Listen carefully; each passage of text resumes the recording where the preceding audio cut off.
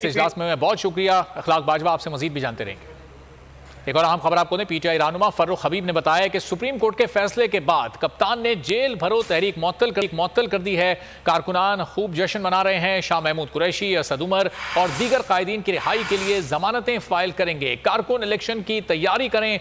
Bureau chief बोल news गुलाम दस्तगीर फर्रुख हबीब के साथ हैं। क्या उन्होंने गुफ्तगू की है, उनसे ही जानते हैं। जी गुलाम दस्तगीर, क्या कहना है फर्रुख हबीब का?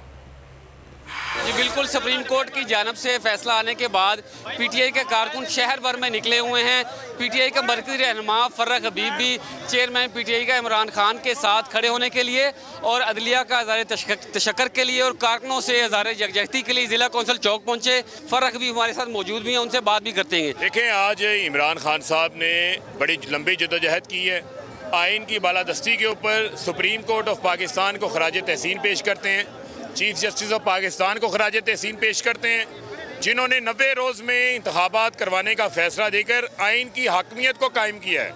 ये जितने सिसिलियन माफिया गॉड फादर्स हैं, ये इंतखाबात से भाग रहे थे। ये आइन को फरामोश करके, आइन को तोड़ के इंतखाबात से भाग रहे थे। तो इमरान खान साहब ने जो जदोजहद शुरू की है, अब हमने जेल भरो तहरीक को मुअत्तल किया। जो हमारे कायदीन शाह महमूद कुरैशी, असद उमर, आजम सवाती, जितने हमारे कारकुनान वज़रा जो गिरफ्तार हुए हैं, उनकी हम जमानतें फाइल करने चाहते हैं। आज आपने देखा कि फैसलाबाद ने बाहर निकल कर योम तशक्कर भी मनाया है, जश्न भी मनाया है और अल्लाह का शुक्रिया भी अदा करते हैं। अब इंतखाबात होंगे और इंशाल्लाह आप देखेंगे कि अवाम ने इनके ऊपर एक मुकदमा दर्ज कर लिया है और उसका फैसला आएगा, इबरतनाक शिकस्त के अंदर आएगा। इलेक्शन की तैयारियां भरपूर तरीके से आज आपने कारकुनों का जोश वलवला देख लिया है। कारकुनों का जोशो वलवला देखने से तल्लुक रखता है यहाँ पर और अभी आपको अहम खबर दें, पंजाब यूनिवर्सिटी फिर मैदान जंग में तब्दील हो गई। 2 तलबा तंजीमों के दरमियान फायरिंग हुई। झगड़े में